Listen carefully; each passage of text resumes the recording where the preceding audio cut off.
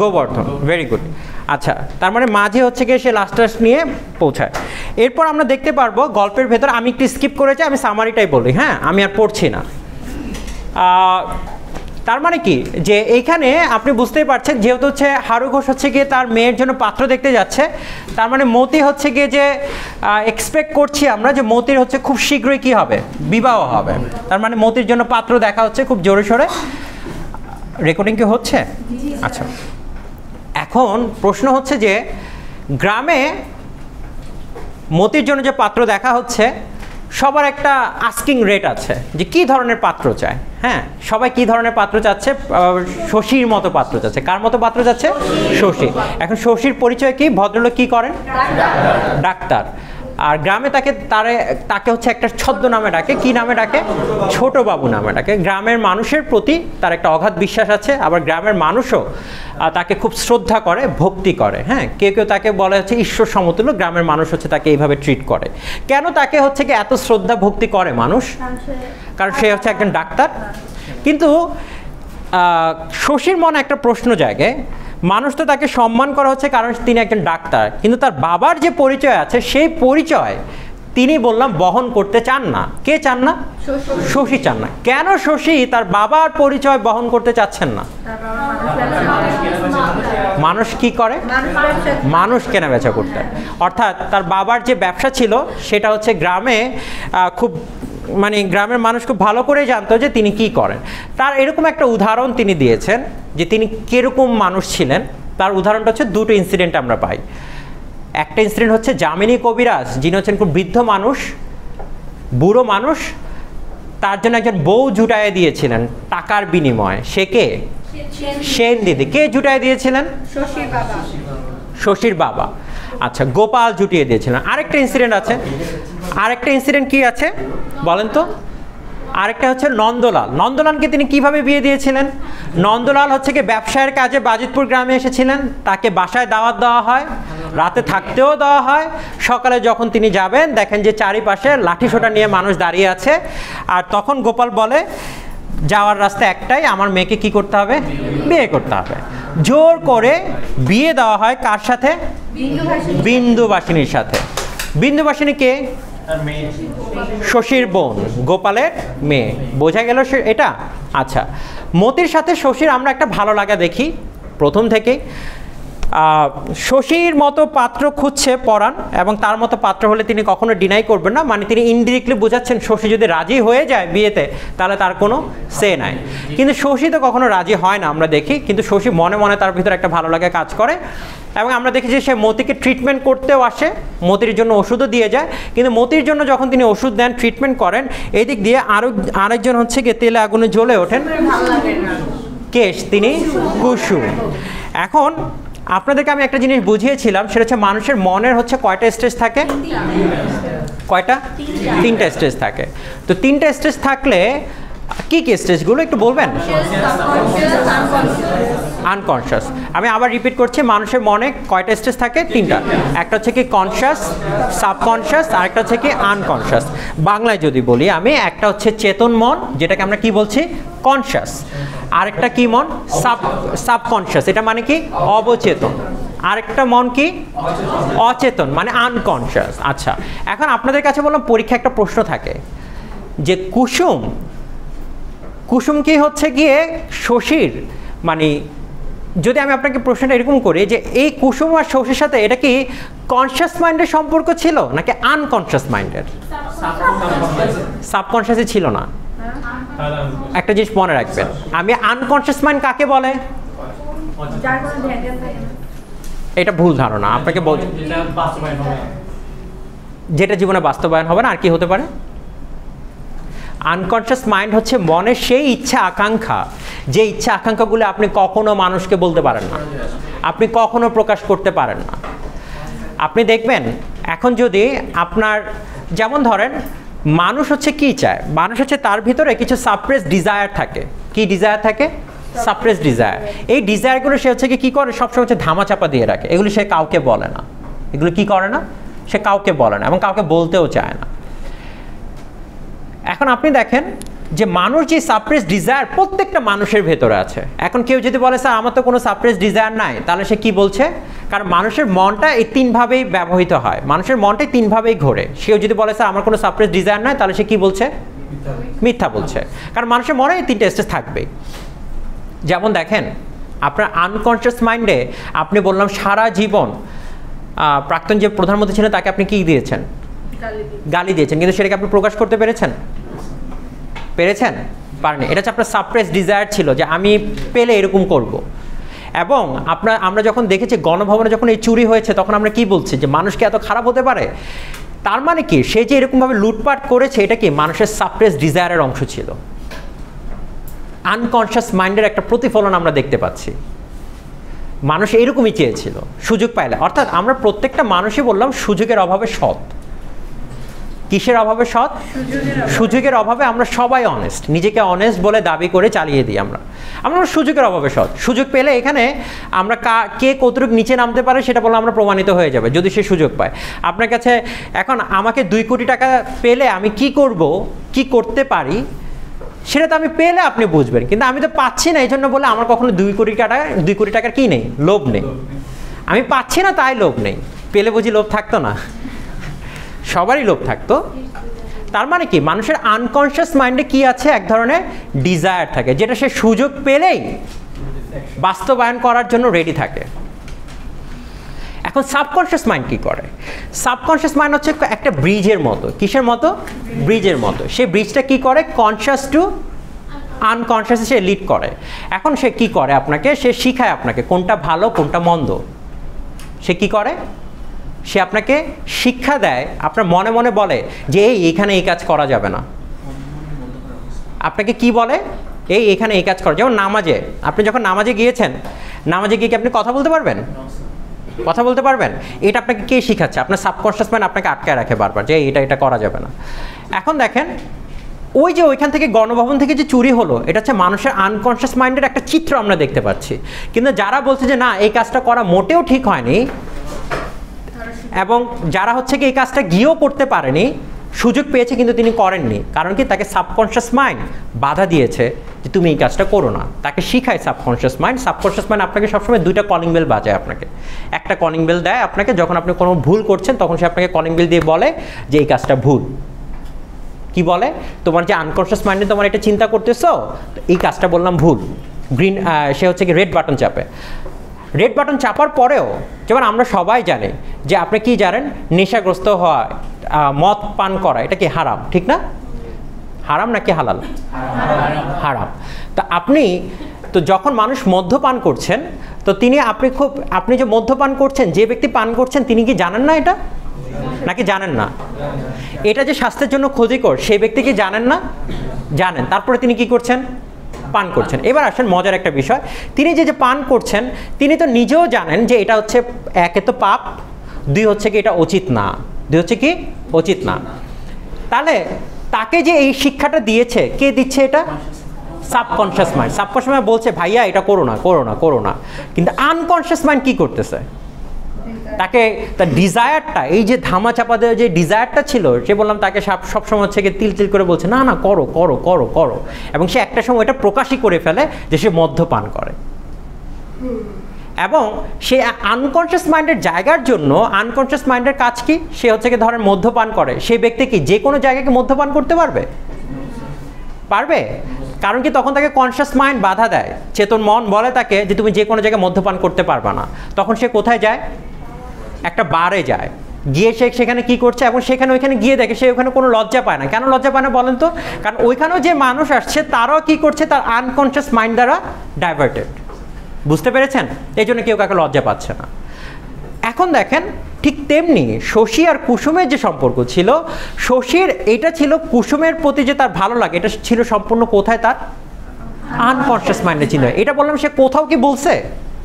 কোথাও বললাম আপনি কোনো কথা ডায়লগে প্রমাণ পাবেন না যে শশী বলতেছে, অথবা কাউকে গিয়ে শশীর আর কুসুমের যে সম্পর্ক, সে কি এটা কখনো পরাণকে বলছে?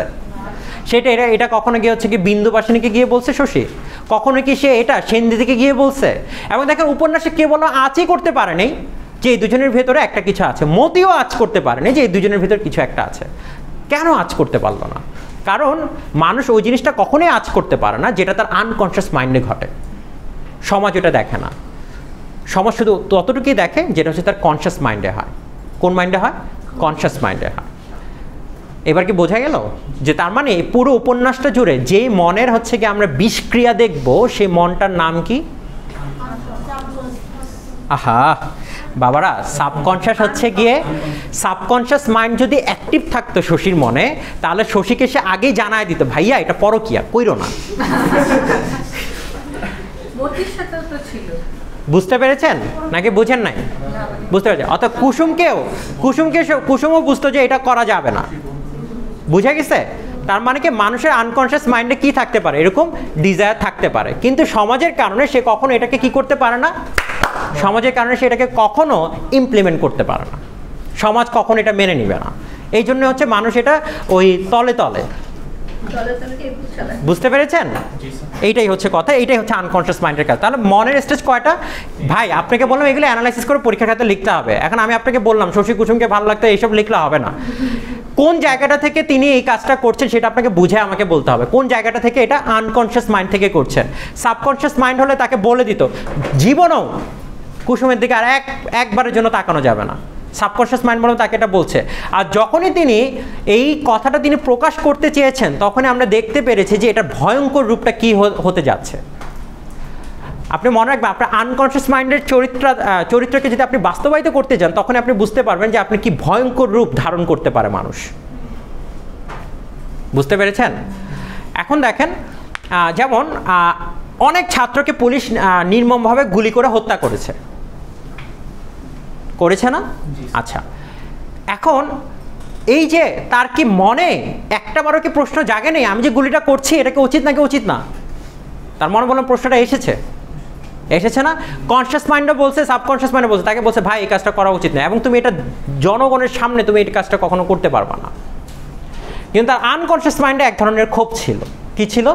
ক্ষোভ ছিল, এবং সে ওই কাজটা করে ফেলছে। যে প্রধানমন্ত্রী যিনি চলে গিয়েছেন, দেখেন তিনিও বললাম তার আনকনসিয়াস মাইন্ডে তিনি কতটা খারাপ হতে পারে সেটার চরিত্র আমরা হচ্ছে কি ক্যামেরার সামনে দেখেছি, আমরা পরে প্রমাণ পেয়েছেন না? কিন্তু তার কনসিয়াস মাইন্ডে তিনি কি বলছেন যে আমি স্বজন হারার বেদনা বুঝি, কিন্তু আনকনসিয়াস মাইন্ডে তিনি কি চান? সবাই স্বজন হারা হয়ে যায়। বুঝতে পেরেছেন? অর্থাৎ দেখেন, মানুষের unconscious mind is very dirty. মানুষের আনকনসিয়াস মাইন্ড হচ্ছে গিয়ে যে ধরনের ডিজায়ার সমাজ কখনো অ্যালাউ করে না, সেই ডিজায়ারগুলি কোথায় জমা হয়? আনকনসিয়াস মাইন্ডে। বুঝা গেছে? সমাজ কখনো অ্যালাউ করবে না আপনাকে। সমাজ কখনো অ্যালাউ করবে না যে আপনি রাস্তায় হচ্ছে মাতাল হয়ে ঘুরবেন। আচ্ছা, মাতাল হওয়ার পরে মানুষ কি ধরনের কথাবার্তা বলে? মানে হচ্ছে কি যে হ্যাঁ, মানে তার ভেতর কোনো থাকে না। কেন বলেন তো? তার মানে কি তখন কি তিনি জীবিত না? তখন কি তার মন নেই? আছে, কিন্তু তার কোন মনটা তখন অ্যাক্টিভ? আনকনসিয়াস মাইন্ডটা। মানে তখন তিনি অচেতন অবস্থায় যা খুশি তিনি বলে বেড়ান, এবং তাকে যদি সে যখন সচেতন অবস্থায় ফিরে আসেন, তাকে যদি জিজ্ঞেস করেন কে, আমি কি কখনো মদ খাইছি নাকি, তবা আমি কখনো ধরি নাই, সে তো এটাই বলে। মানুষ এটাই দাবি করে না? কারণ কি তখন মানুষ আনকনসিয়াস মাইন্ড দ্বারা এই ধরনের পাপগুলো ঘটিয়ে ফেলে। পৃথিবীতে যত ধরনের পাপ হয়, পৃথিবীতে মানুষ যত ধরনের পাপগুলি করে, প্রত্যেকটা মানুষ, আমি আপনি সবাই যে ধরনের পাপগুলি করি, সে পাপগুলোর জন্মস্থান কোথায়? আনকনসিয়াস মাইন্ডে। এবং সেই আনকনসিয়াস মাইন্ডের ডিজায়ারগুলো আপনি ফুলফিল করবেন কি করবেন না, এটা এসে ট্রান্সমিট হয় কোথায়? এসে সাবকনসিয়াস মাইন্ড এসে থামায়। সাবকনসিয়াস মাইন্ড তখন আপনাকে যুক্তি দিয়ে বোঝায়। কি দিয়ে বোঝায়? যুক্তি দিয়ে বোঝায়। যুক্তিটা আছে দুই প্রকার, একটা ধর্মীয় যুক্তি হতে পারে, একটা হতে পারে বিবেকীয় যুক্তি হতে পারে, এবং আরেকটা হতে পারে মানুষের সমাজের যে শোষে আপনি তীব্রভাবে মোবাইলকে স্পর্শ করে যাচ্ছেন। এখন আপনি এই যে মানুষ যে বোঝায়, হ্যাঁ, মানুষ কিভাবে বোঝায়? মানুষ হচ্ছে কি যে এই আনকনসিয়াস মাইন্ড নিজে সাবকনসিয়াসে বাড়ি খায়। সাবকনসিয়াস বলে ভাই এটা করতে পারবো না, সাবকনসিয়াস তাকে যুক্তি দিয়ে বোঝায় এটা করলে এই পাপ, এটা করলে ওই পাপ। ঠিক আছে? আর যখন সে আনকনসিয়াস মাইন্ড যখন সেই ডিজায়ারটা সে পরিপূর্ণ করে ফেলে, তখন দেখবেন কনসিয়াস মাইন্ড হচ্ছে তাকে ইচ্ছা মতো শাসাতে থাকে যে ছি এই কাজটা তুমি করলা। বোঝা গেছে নাকি বুঝেন নাই? যেমন ধরেন যদি কেউ মার্ডার করে ফেলে, খুব তীব্রভাবে তার রাগ উঠেছে, মানুষ বললাম যখন খুব রেগে যায়, খুব ভয়ঙ্করভাবে রেগে যায়, মানুষ কি দ্বারা পরিচালিত হয়? আনকনশিয়াস, মানে সে বললাম তখন মাথায়ও থাকে না যে সে কী বলতেছে। দেখবেন তার মনের যত ধরনের গালি আছে সব কিছু তার বহিঃপ্রকাশ করতেছে। মানুষের ল্যাঙ্গুয়েজ তখন চেঞ্জ হয়ে যায়, ল্যাঙ্গুয়েজ কোডিংই চেঞ্জ হয়ে যায়, এবং সে যখন সেন্সে ফিরে আসে তখন সে কী ফিল করে? গিল্টি ফিল করে। বুঝতে পেরেছেন? তার মানে এই মাইন্ডগুলো এভাবে কাজ করে। এখন প্রশ্ন হচ্ছে কি, শশী কি কখনো গিল্টি ফিল করবে? কুসুম কি কখনো গিল্টি ফিল করবে? প্রশ্নটা হচ্ছে এই জায়গায়। প্রশ্নটা হচ্ছে এই জায়গায় যে কুসুম কি কখনো বুঝতে পেরেছিল? কুসুম না হয় বুঝলো না, কুসুম হচ্ছে একটা গ্রাম্য মেয়ে, সে না হয় বুঝলো না যে আনকনশিয়াস মাইন্ড বলে কি। কিন্তু শশী তো একজন ডাক্তার, তিনি কি বুঝেছিলেন যে এই আনকনশিয়াস মাইন্ডের ফাঁদে পড়ে তিনি কি ধরনের ভুল করতে যাচ্ছেন? উপন্যাসটা আমরা এই দিক থেকে ডাইভার্ট হয়। এই যে তথ্যটা দিয়েছেন, এই ব্যক্তির একটা নাম আছে। কে দিয়েছেন? Sigmund Freud. তিনি হচ্ছেন অস্ট্রিয়ার, নট অস্ট্রেলিয়া, অস্ট্রিয়ার একজন সাইকিয়াট্রিস্ট ছিলেন। বুঝে গেছে? Sigmund Freud.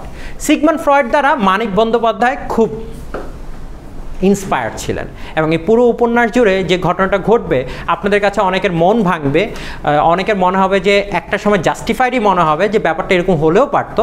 কিন্তু মাথায় রাখা লাগবে আনকনশিয়াস মাইন্ডে যে ডিজায়ারগুলো থাকে সেটা সমাজ না ব্যক্তি, সে কখনো এটা অ্যাকসেপ্ট করতে পারে না। বুঝতে পেরেছেন? এটা কখনোই বাস্তবায়িত হবে না। সেটা হতে পারে আপনাদের কিশোর বেলার প্রেম, সেটাও আনকনশিয়াস মাইন্ডের খেলা। এই তো শেষ। এই যে যাচ্ছি স্টোরি বলার জন্য। কত নাম্বার চ্যাপ্টারে ছিলাম আমরা? 6। এখানে তো আমাকে আমার বইটা তো আনি নাই, ওখানে তো আমি, আচ্ছা, গ্রামে হঠাৎ করে একজন ব্যক্তির আবির্ভাব ঘটে। সেই ব্যক্তিটার নাম কি? কুমুদ। সেই ব্যক্তিটার নাম কি? কুমুদ। কুমুদ কে ছিলেন জানেন? এইটা দেখেন, আরেকটা মজার জিনিস দেখেন। কুমুদ হচ্ছে আনকনশিয়াস মাইন্ডের একটা সাবস্টেন্সিয়াল ক্যারেক্টার। বাস্তবে তিনি হতে চেয়েছিলেন ডাক্তার, কিন্তু মনের ভেতর ছিলেন কি? তিনি একজন নাট্যকার হবেন। তিনি হচ্ছে যাত্রাপালা করতেন। কি করতেন? যাত্রাপালা। এবং তিনি বললাম শশী নিজেও দাবি করেছে শশীর থেকেও ব্রিলিয়ান্ট ছিল কে? কুমুদ। কিন্তু কুমুদ শেষ পর্যন্ত ডাক্তার হননি। কি হয়েছেন তিনি? যাত্রাপালার নায়ক হয়েছেন। কি হয়েছেন? তিনি যাত্রা করে বেড়াতেন বিভিন্ন গ্রামে আসেন। যেমন আপনাদের মনে এরকম অনেক কিছুই থাকতে পারে। যেমন ধরেন এখানে অনেকেই আছেন হয়তো বা আপনি পড়তে আসছেন because society wants you to be educated, but আপনি জানেন যে আপনি কখনো আপনার পড়াশোনা কখনোই আপনার ভালো লাগতো না। There is a societal pressure on you এবং that's you want to be educated. সেই যখন আপনি এডুকেটেড হতে যাচ্ছেন, তো হওয়ার সময় আপনি আনকনশিয়াস মাইন্ডে আপনি হতে চেয়েছিলেন singer, dancer, TikToker. Social unconscious মাইন্ডে আপনার এরকম কিছু ডিজায়ার আছে, কিন্তু সোসাইটি আপনাকে কি বলে? সোসাইটি আপনাকে বলে না তুমি এই কাজগুলো করতে পারবে না। কনশিয়াসলি আপনিও বুঝতে পারছেন এই কাজগুলো করতে পারবেন না। আপনিও বুঝতে পারছেন, যেমন ধরেন আপনাদের পড়াশোনা করতে যে কোনো কাজ আপনাদেরকে দিয়ে তো আপনারা তো প্রমাণ করেছেন আপনারা যে কোনো কাজ করতে রাজি আছেন পড়াশোনা ছাড়া। এবং আপনারা এটাও প্রমাণ দিয়েছেন যে আপনারা বাসার কাজ তো নিজেরা জীবনও করেন না, কিন্তু আপনারা রাস্তার কাজ করতে খুব পারদর্শী। তার মানে কি আপনারা এই যে ব্যাপারটা হচ্ছে কনশিয়াসলি যে কাজটা করাচ্ছে সেই কাজটা আপনি কখনো করেন না, কিন্তু যেটাতে একটু প্রেজ আছে, যেটাতে একটু লোক ভক্তি আছে, সেই কাজটা করতে খুব আগ্রহী আমরা।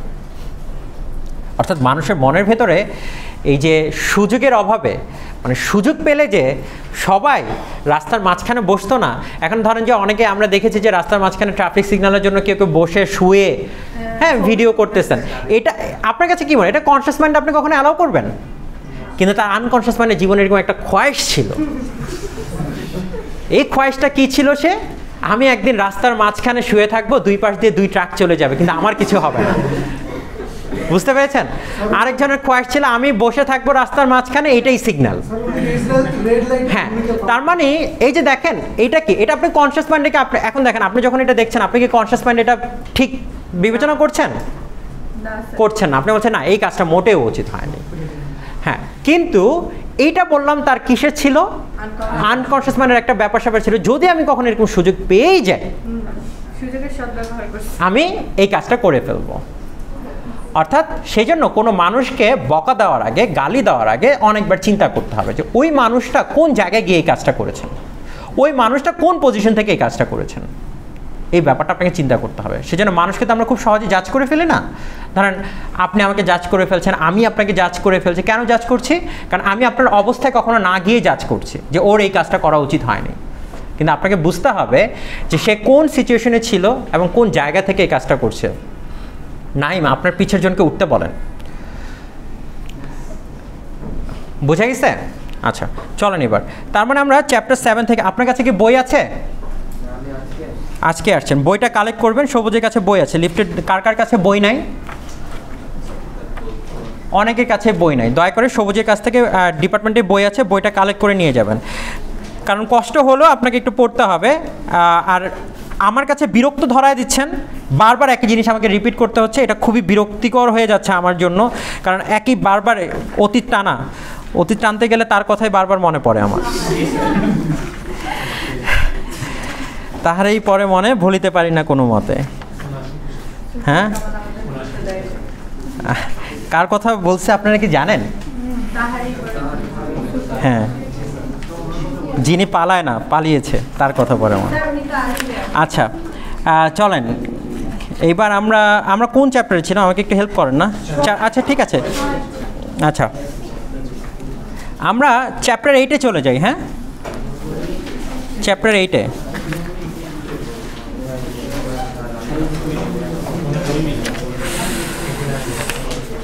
এই বইটা কার? আপনার? এটা রাখেন, কারণ আমার এই বইটা তো ঠিক আছে, আমি নিয়ে আসিনি এই বইটা। না মানে আমার মার্ক করা, মানে সব কিছু তো মার্ক করা আছে। এখন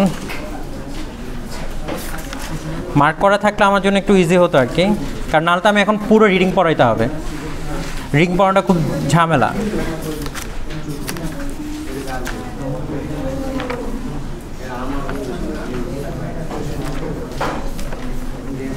আচ্ছা, লিভ ইট, ধরেন, দিয়ে দেন।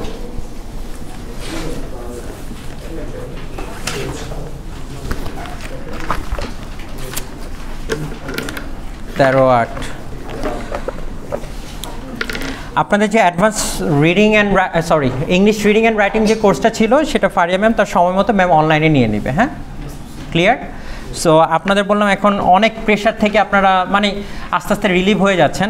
সো বাবারা দয়া করে সিজিপিএটার দিকে খেয়াল রাখবেন, যাতে এটা কোনোভাবে ফল না করে। এটা খুব সিগনিফিক্যান্ট আপনার জন্য। হ্যাঁ, আর ইনশাল্লাহ আশা করি, আমি বিশ্বাস রাখি সামনে যে দিনটা আসবে, সেই দিনটাতে অবশ্যই মেধার একটা মূল্যায়ন থাকবে এবং সেই জায়গায় অবশ্যই আপনারা অনেক ভালো করবেন ইনশাল্লাহ।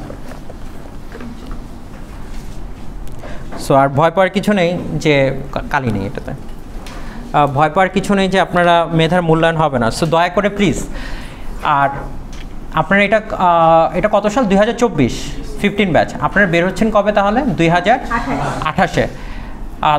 ততদিন আমার আই বিলিভ যে এই সরকারটাই থাকবে, বিকজ অ্যাটলিস্ট এই সরকারটা 4 থেকে 5 বছর থাকবে। হ্যাঁ, যদি না 6 বছরটা মনে হয় একটু ফেক নিউজ ছিল, মানে আই বিলিভ 4 থেকে 5 বছর লাগবে।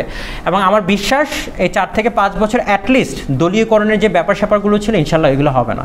সো আপনারা বের হতে হতে একটা ভালো কিছু পাবেন। সো দয়া করে মেধাটার উপর একটু প্রেশার মানে এমফাসাইজ করেন। ক্লিয়ার? ইনশাল্লাহ আপনাদের একটা ভালো কিছু হওয়ার সম্ভাবনা আছে।